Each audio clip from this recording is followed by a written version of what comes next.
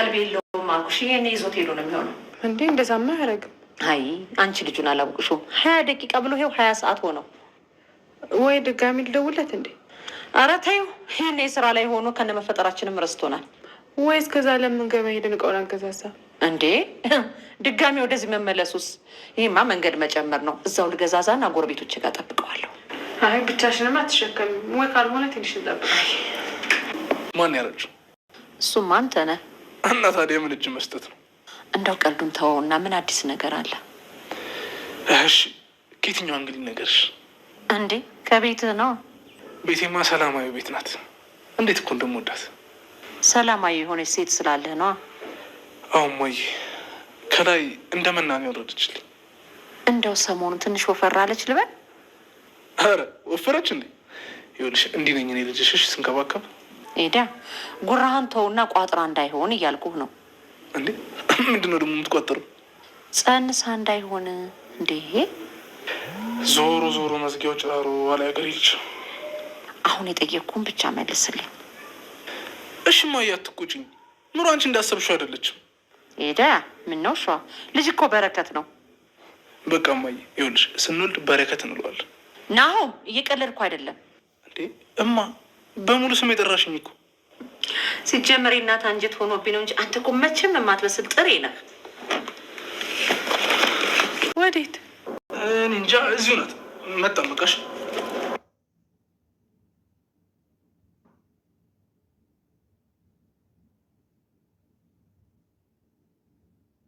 እና ለዚህ ነው ከነጽናት መራቅ የፈለግሽው? አዎ እኔ የቴን እንዳይኔ ብሌን ነው ማያት። ስለዚህ ላጣት አልፈልግም። ግን እኮ ይሄ አሁን ካሉት ሰዎች ጋር ምንም የሚያገናኘው ነገር የለም። ስታስበው በስማምዬ መዋሽ ይመስልሃል?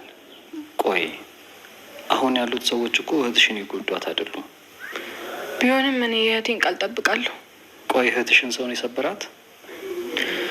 አዎ ለዚያውም ባሌ፣ ህይወቴ፣ አለሜ ባለችው ሰው ነዋ። እና የሰው ልጅ እኮ ተሰባሪ ነው፣ ቃሉን ያጥፋል። አንቺ እንዴት እሷን የመታት ድንጋይ አንቺንም እንዲመታሽ ታደርጊያለሽ?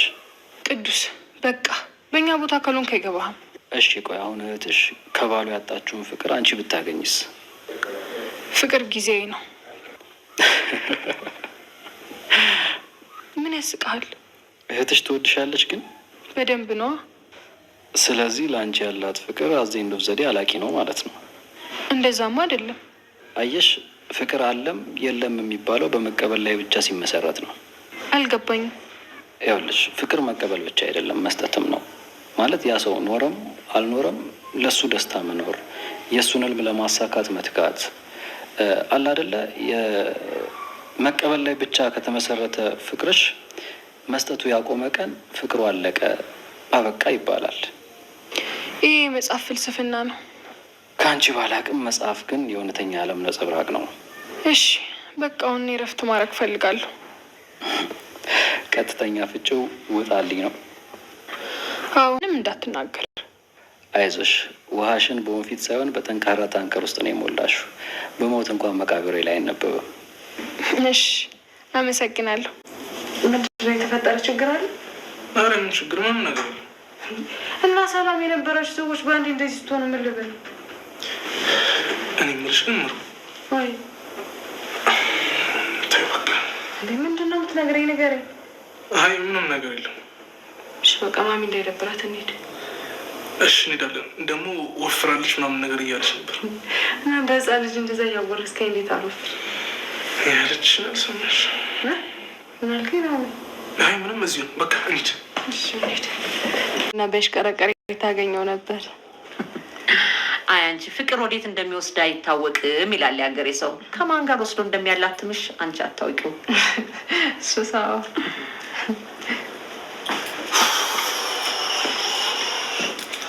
አንተ ቆዳ ነው እንደምትቀይረው። ላሞላልሽብኝ ወፈርኩ አይደል? በተለይ ሆድሽ አካባቢ ሳትደብቂ ንገሪኝ። ቀረ እንዴ? እማ ምን? አይዞሽ አትደንግጪ። እኔን ትፈሪኛለሽ እንዴ? እናትሽ እኮ ነኝ። አረ ማሚ እንዳሰብሽው አይደለም እኮ። ሞች ስላላወቅሽ ነው። ሂጂና ተመርመሪ። ድካም የሚልሽ ካለ አንድ ነገር አይደለም። እሺ ማሚ፣ ግን እሱ አይሆንም። አይ ግድ የለሽም ታዩ። እሺ አምላኬ፣ ምን ውስጥ ነው ያለሁት? ቆይ ለምንድን ነው እውነቱን መናገር የከበደኝ? እንዴ እኔ ናኦሚን ላለማጣት እኮ የናኦሚ ደስታ እየነጠቅኩት ነው። በቃ የመጣ ይምጣ፣ እኔ እውነቱን እነግራቸዋለሁ። ልጁ ቀረ እኮ ምሩዬ። ምን አልሽኝ ማሚ? ልጁ ቀረ እያልኩሽ እኮ ነው ማሚ። ወዬ የሆነ የምነግርሽ ነገር ነበር። ምን? እኔ ማለት ምሩዬ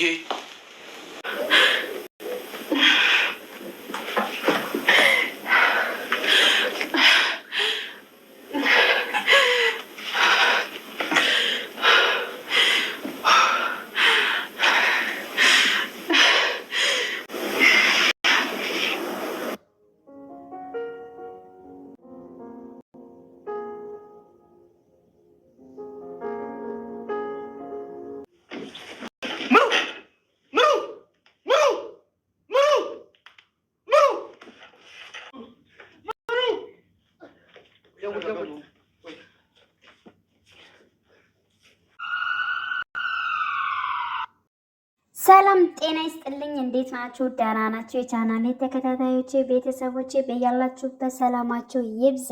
ለቤት አዲስ የሆናችሁ የደውል ምልክቱን በመጫን ቤተሰብ ይሁኑ ለማለት እወዳለሁ። ዛሬ እንግዲህ የመጣው ስለ ጽናት ተከታታይ ድራማ በክፍል 75 ፓርት ነው ማለት ነው።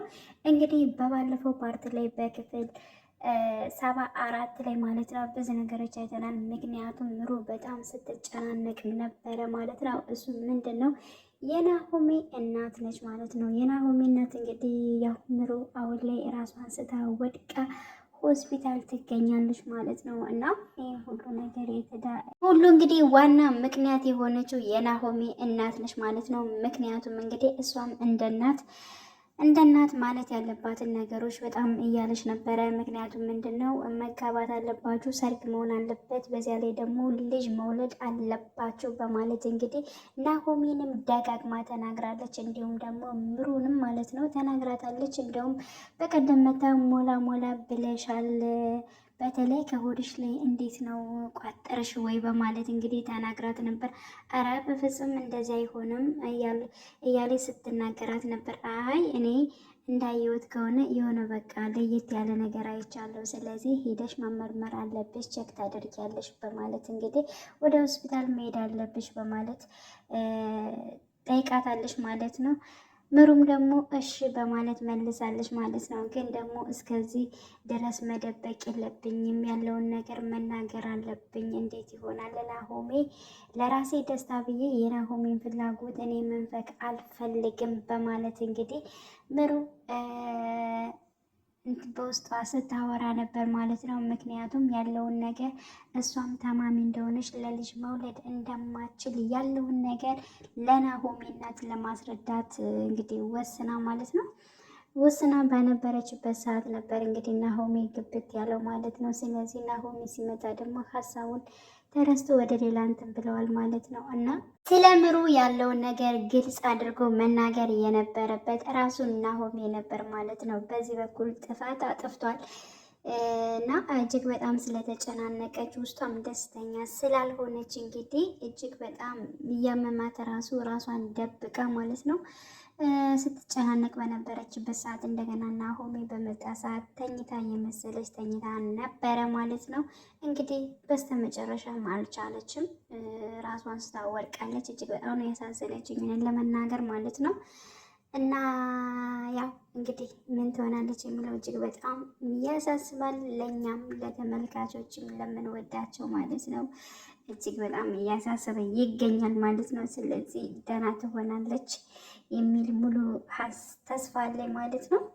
እንግዲህ ያለውን ነገር ከዚህ አንጻር ጉዳት ነገሮቹ በመጨናነቅ በተለያዩ ነገሮች ጉዳት ስለሚያመጣ ያለውን ነገር ደግሞ ግልጽ አድርጎ መናገር እና ለቤተሰብ ማስረዳት ይህ የናሆሜ ጉዳይ ነው ማለት ነው። ስለዚህ ናሆሜ በዚህ የተነሳ እንግዲህ ያው እናትየዋንም እንግዲህ እንደዚህ አይነት ነገር እሷንም አታጨናንቀት፣ እኔንም አታጨናንቅኝ፣ ያለው ነገር እንደዚህ ነው እናቴ እባካችሁን ተረዱኝ በማለት እንግዲህ ያለውን ነገር ማስረዳት መቻል አለበት የሚል ሀሳብ ነው የምሰጠው። እና ውድ ቤተሰቦች ይህንን ይመስላል። በያላችሁበት ሰላማችሁ ይብዛልኝ።